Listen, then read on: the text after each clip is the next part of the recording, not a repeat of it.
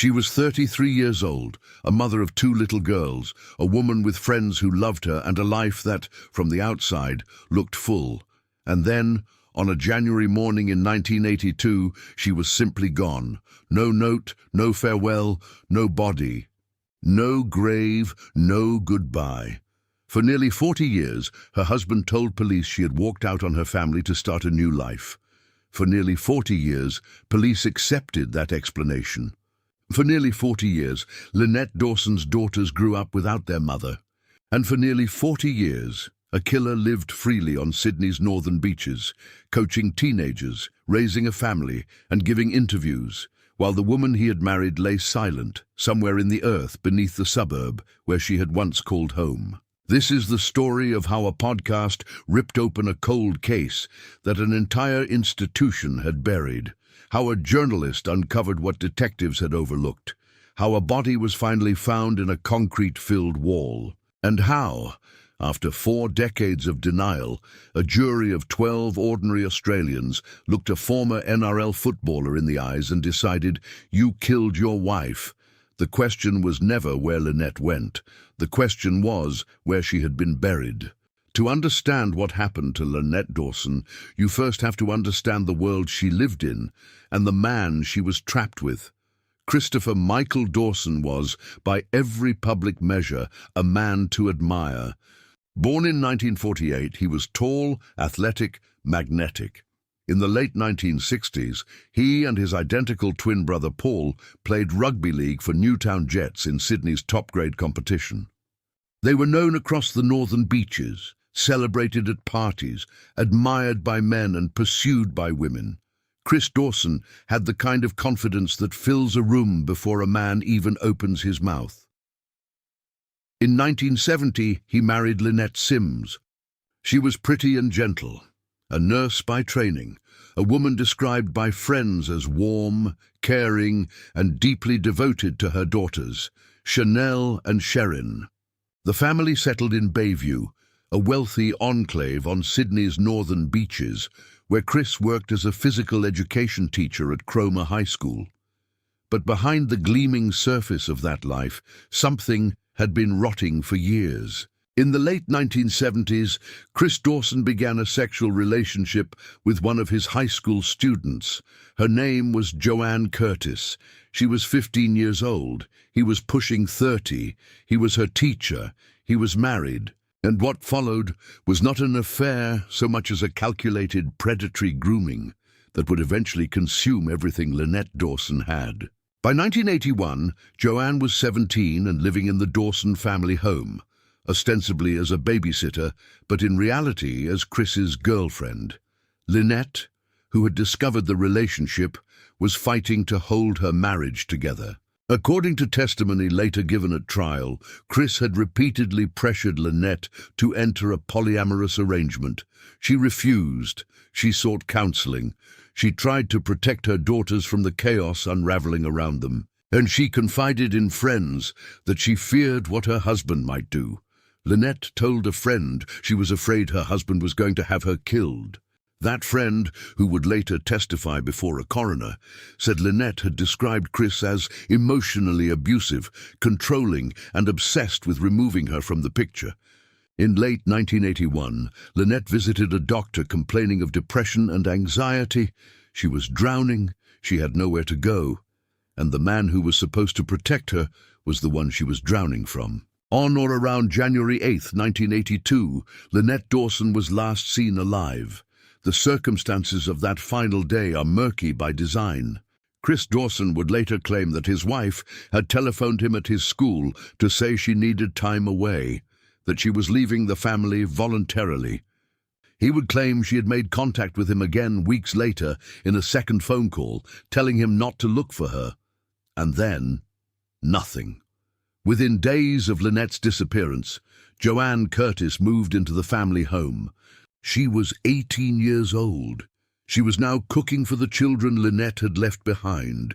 She was sleeping in the bed Lynette had shared with Chris.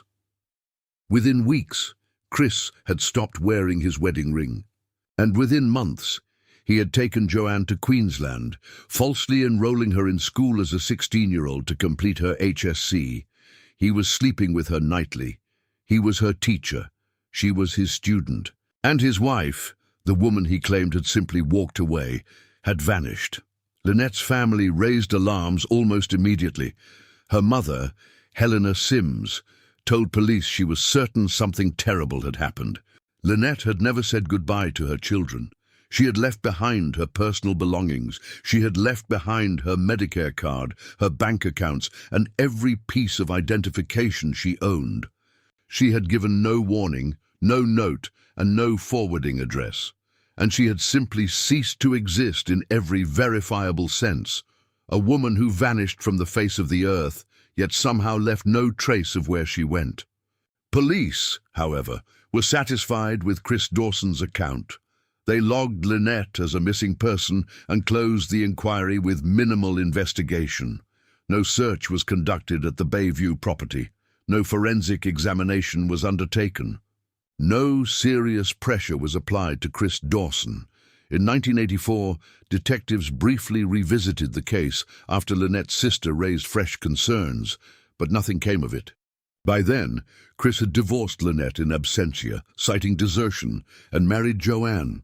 Joanne herself would eventually leave Chris in the early 1990s, and in a conversation with her own mother and others, she would later reveal a detail so damning it would become the centerpiece of the eventual prosecution. Chris Dawson had told her he needed to get rid of Lynette. He had discussed killing her, and Joanne had been inside the house on the night she believed Lynette was murdered, but had been sent to her room. For most of the 1990s and 2000s, the case lay dormant. Lynette's family continued to press police. The case was reviewed on several occasions. A coronial inquest was held in 2001 and found that Lynette was likely dead, but no findings of foul play were made and no charges were laid. Chris Dawson continued his life. He remarried. He had more children. He moved to Queensland. He coached sport. He gave the occasional interview in which he insisted, with the calm of a man who had rehearsed the performance many times, that he had no idea what had happened to his first wife. Then, in December 2018, a journalist changed everything. Hedley Thomas, an investigative journalist for The Australian and a two-time winner of Australia's most prestigious journalism prize, launched a true crime podcast called The Teacher's Pet. It was released through The Australian and News Corp, and within weeks it had become the most downloaded podcast in Australian history, smashing records, attracting global attention, and more importantly, generating a tidal wave of new witness testimony. Over the course of 18 meticulously researched episodes, Thomas laid out what he argued was an overwhelming case that Chris Dawson had murdered his wife. He interviewed former students, friends of Lynette, family members, former police officers, medical professionals, and crucially, women who had been students at Cromer High School in the late 1970s, women who described a culture of systematic sexual predation by Chris Dawson and his brother Paul, who also taught at the school. What the podcast revealed was not just a murder. It was a predatory system that had operated in plain sight for years, protected by male silence and institutional indifference. Thomas's work exposed several critical facts that had never been properly examined by police. First, that Lynette had been vocal about fearing for her life. Second, that multiple witnesses had heard Chris Dawson make statements suggesting he wanted his wife dead or gone. Third, that the phone calls Chris claimed to have received from Lynette after her disappearance were entirely unverifiable. Fourth, that no single person in Lynette's social circle, not one friend, not one family member, not one neighbor, had received any contact from her after January 1982. The podcast prompted hundreds of thousands of listeners to submit tip-offs. It prompted new witnesses to come forward. And it prompted the NS Dallas police force to re-examine the case with the kind of urgency that 40 years of family lobbying had never managed to produce. In January 2019, 1 month after the podcast launched, Dalil police established a dedicated strike force to investigate the death of Lynette Dawson. Strike Force Scriven, as it was named, was staffed by experienced homicide detectives with access to forensic resources that had not existed in 1982. The investigation moved on multiple fronts simultaneously. Detectives re-interviewed dozens of witnesses, some of whom had given statements in the 1980s and others who had come forward after listening to the podcast. Among the most significant of those witnesses was a woman who had been a student at Cromer High School and who described Chris Dawson driving her and another girl to a remote cliff top on Sydney's northern beaches and making statements that, read in context, suggested he was contemplating murder. Investigators also examined Lynette's medical records, which showed a woman in acute psychological distress in the months before her disappearance, but a distress rooted in her fear of her husband, not a desire to leave her children. Counselors who had spoken to Lynette in 1981 gave statements confirming she had expressed fear of Chris and had no intention of abandoning her daughters. Every single person who knew Lynette Dawson said the same thing. She would never have left her children. Never. The financial picture was equally damning. No records existed of Lynette accessing any bank account after January 1982. No Medicare claims, no tax returns, no Centrelink records, no rental agreements, no electoral roll listings, no passport renewals, no driver's license. In a country with a well-documented government bureaucracy, Lynette Dawson had left behind absolutely no digital or administrative footprint after the day she disappeared. Not one. And then came the most significant development of the entire investigation, the search of the Bayview property. In February 2020, Strike Force Scriven detectives obtained a warrant to conduct a forensic excavation of the property at Gilwinga Drive, Bayview, the home where Lynette and Chris Dawson had lived in 1982. The current owners consented to the search. A forensic anthropology team was assembled, cadaver dogs were deployed, ground-penetrating radar swept the yard. For several days, nothing was found. The media gathered outside the property. Lynette's family waited, and then, on the afternoon of March 6, 2020, cadaver dogs indicated a positive result near a concrete structure at the rear of the property. Beneath a concrete pathway, wrapped in what appeared to be a Hessian bag and buried at a depth consistent with deliberate concealment, investigators found human remains. After 38 years, Lynette Dawson had been found. Forensic odontology, the examination of dental records, confirmed the identification within days. The remains were those of Lynette Joy Dawson, née Sims. She was 33 years old when she died. She had been in the ground, buried in the backyard of her own home, for nearly 4 decades while her husband had told police she had walked away. The condition of the skeletal remains was such that a definitive cause of death could not be established through forensic pathology.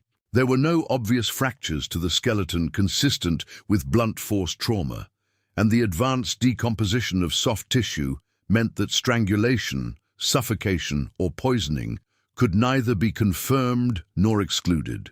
This would become a critical issue at trial. Chris Dawson was arrested in Queensland on May 25, 2020. He was extradited to New South Wales and charged with the murder of his wife. He was 62 years old. He had been free for 38 years. The committal hearing and subsequent trial preparation took place across 2020 and 2021. The matter came to trial in the Nassau Supreme Court in May 2022, before Justice Ian Harrison, sitting without a jury, a judge-alone trial requested by the defense. The Crown's case was built almost entirely on circumstantial evidence, because no eyewitness had seen Chris Dawson kill his wife, and the cause of death could not be determined from the remains. But circumstantial cases, when constructed meticulously and supported by volume and consistency of evidence, can be among the most powerful in criminal law. and the Crown had assembled a case of extraordinary scope. The prosecution called more than 50 witnesses over several weeks of hearing. Their testimony, taken together, constructed a portrait of a man who had both the motive and the opportunity to murder his wife, who had made statements consistent with intent, and who had behaved in the aftermath of her disappearance in ways utterly inconsistent with innocence. 50 witnesses. Not one of them could explain where Lynette had gone. Only one person could, and he was sitting at the defense table. Among the most powerful witnesses was Joanne Matheson, formerly Joanne Curtis, the student Chris Dawson had pursued since she was 15. Now an adult woman looking back on a relationship she had come to understand as deeply coercive and predatory, Joanne told the court about the dynamic inside the Dawson household in the final weeks before Lynette's disappearance. She described Chris as increasingly frustrated with Lynette's refusal to agree to a separation.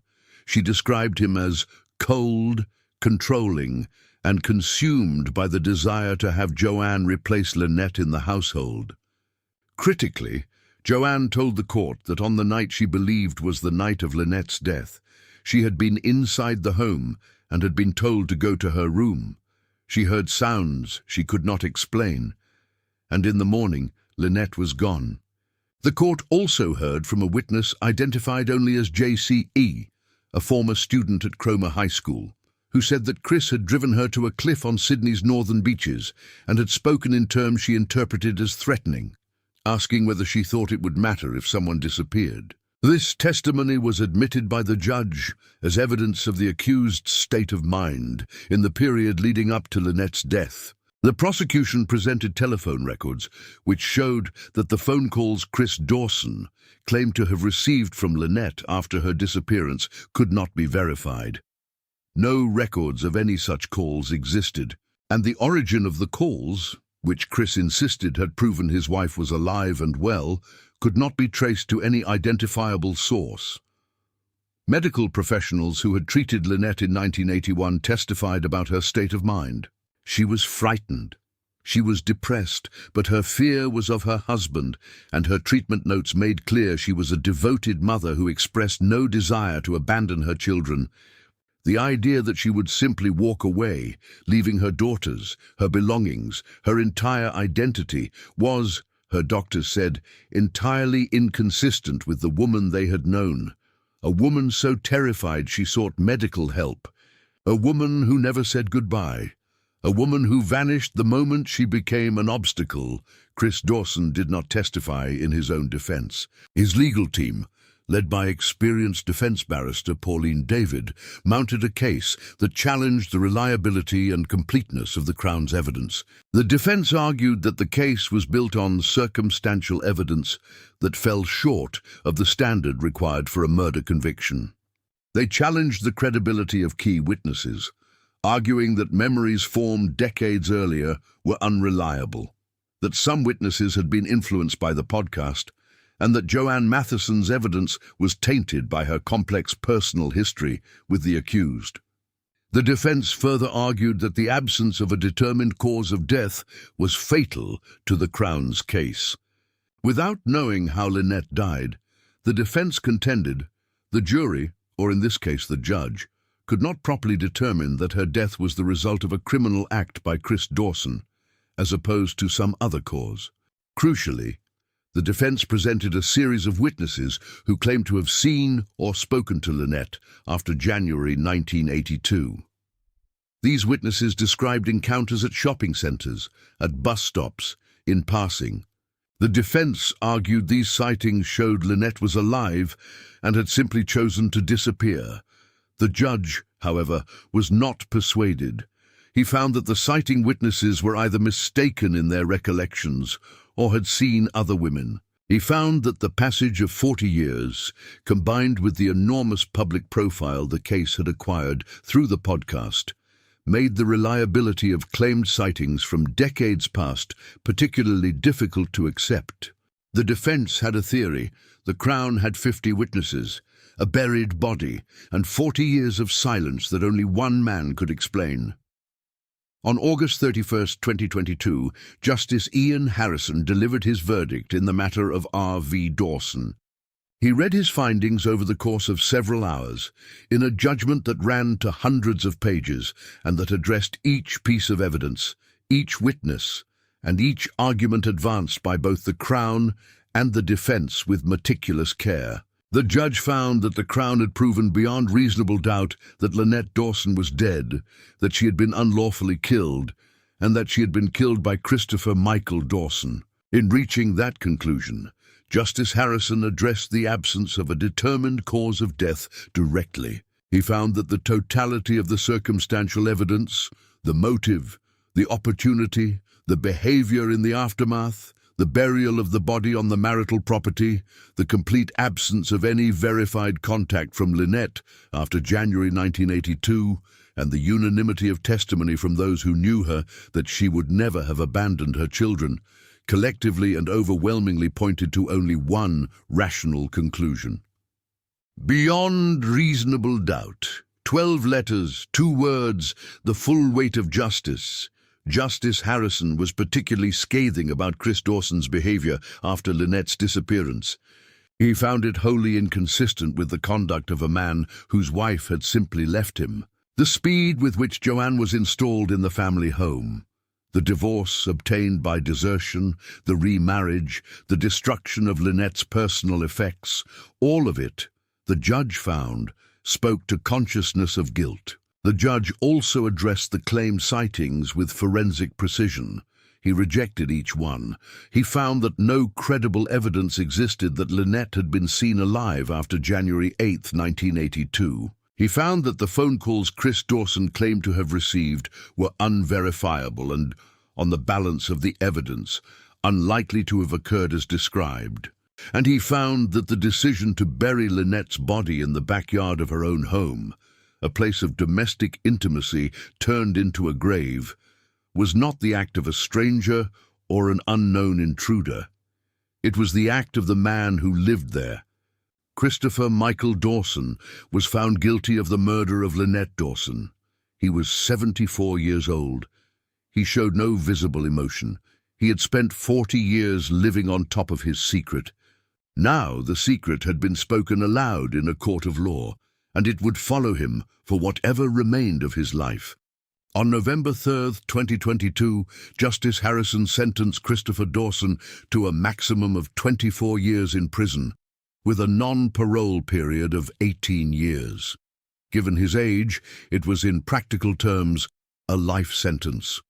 In handing down the sentence, the judge noted the profound and prolonged cruelty that had been inflicted not only on Lynette Dawson in the final months of her life, but on her daughters, who had grown up without their mother, and on her parents, who had spent their remaining years without knowing what had happened to their child. He noted that Chris Dawson had never expressed remorse, had never cooperated with the investigation, and had never revealed where he had buried his wife's body, a fact that investigators had eventually uncovered themselves. The sentence was appealed. In October 2023, the NSABL's Court of Criminal Appeal dismissed the appeal and upheld the conviction. The conviction stood. The body had been found. After 40 years of silence, the law had finally spoken Lynette Dawson's name.